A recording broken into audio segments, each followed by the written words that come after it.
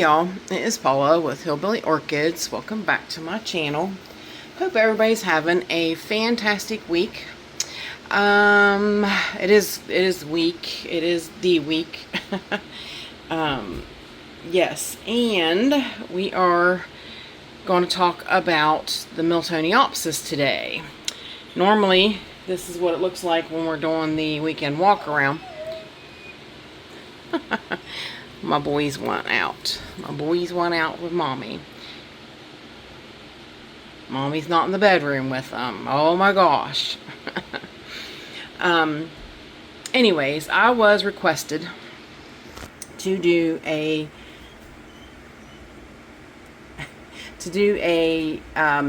video on how I take care of the Miltoniopsis out here in the window. It's my kitchen window.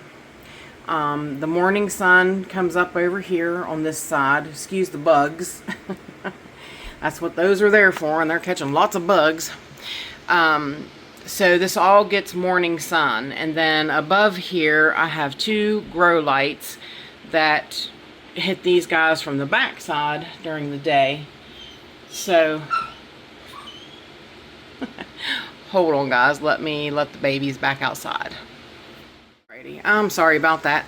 They just cannot stand to be left alone back there. And if I'm not in the bedroom with them, they want out here. They just want to be wherever I am or outside.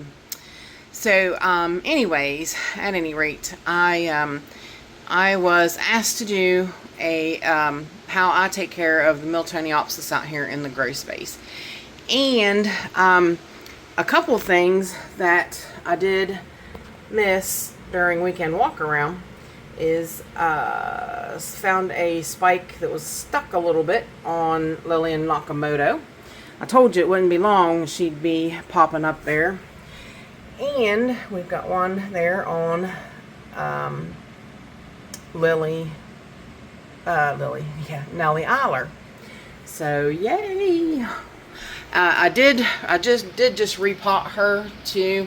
I had looked on the tag and I had noticed that it had been 2 years since I had changed her moss, and I was like, gads. So I usually try to change her moss every year because I'm not a real good moss grower. So I try to keep up with her moss, and I did switch her up a little bit this year and put a little bit of tree fern mixture in it as well, so see how well she does with a little bit of tree fern. So, but yeah, we got a couple of new spikes coming on out there. Basically though, I keep them out here in the kitchen, and the reason that I keep them in the kitchen is because I don't cook that much. So my kitchen's not hot. If you cook in your kitchen, the kitchen is not where you'd want these to be. Okay, so let me just make that well known. Now when I do cook, it does heat up out here, but I usually turn the air conditioner up so that it kind of compensates it. So if it's comfortable in here for me, it's comfortable in here for these guys. So right now, as a matter of fact, we're at 74 degrees Fahrenheit and 60% humidity. That's really good humidity, but I did just water them. So, and 74 is pretty warm. I usually like to try to keep them a little cooler than that. I like to keep them around 70, 69, 70, somewhere in there. And that is, I run the air conditioner on them in the summer, because if these guys were in my grow space, they absolutely would not make it. So these guys rely on a lot of my air conditioning over the summer. It's like I said, sometimes they go down to about 68, which is pretty good. They do like it cooler. Right now, for it to be 74, it's a cool 74 in here, if that makes sense. And I do keep ceramic masks on the roots, because that helps keep these guys cool as well. You can, keeping those, masks that they're in, those also help keep the plant cool, because to touch these, they're cool. So this helps keep the plant cool as well. So that's another little thing that, you know, if you've got them, they're in plastic, but they're in these. You see, they are, all of them are in plastic pots, but they're in a ceramic pot too, so that it keeps them cool. And that is, like I said, that is the most important thing. These guys can handle like low amounts of humidity if you're keeping them cool.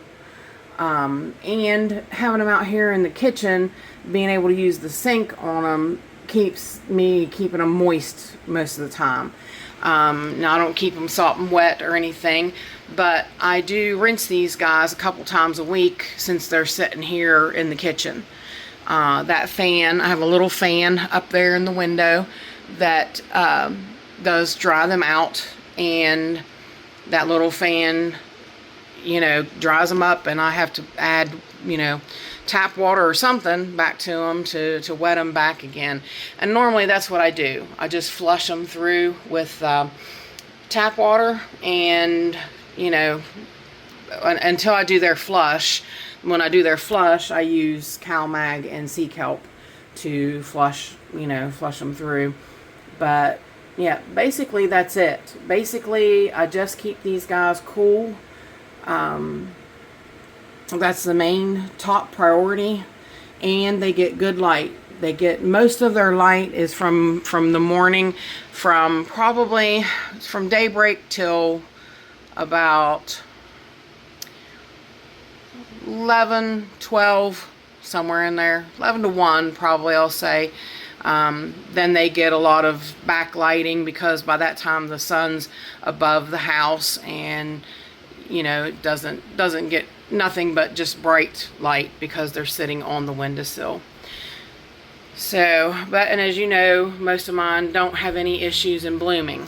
So pretty much so the setup works pretty well. You know, that light goes on first thing in the morning above them, you know, above them here, so it's on them, you know, till I go to bed at night. And yeah, it seems to work relatively well. I've had everybody out here in bloom at one time or another. So that's basically it. So but like I said, they can't handle hot grow spaces. A lot of people will put them on the floor of like their greenhouse and stuff, because it's cooler usually down there. And they'll grow them in like terracotta instead of plastic like I grow in. They'll grow them in terracotta, and they'll put them on the floor, and that sometimes works. I've never done that because I'm not good at, I've never had luck with growing in terracotta, so that doesn't work for me in my grow space. So I stick to the plastic and the ceramic. That's what I do. So that's basically how I grow my Miltoniopsis. And if y'all have any questions, please feel free to leave them in the comments. And if you could like, share, and subscribe, I would really appreciate it. If you want to stay and subscribe to my channel, I have paid and free subscriptions. If you want to just do a super thanks, I would really appreciate that. And if you just want to watch the ads, that would be really appreciated too, guys. It all really does help, and I appreciate all that you guys do for me. And with that said, I do appreciate each and every one of you beautiful, wonderful people stopping by and hanging out with me. And bye for now, y'all, till we meet again.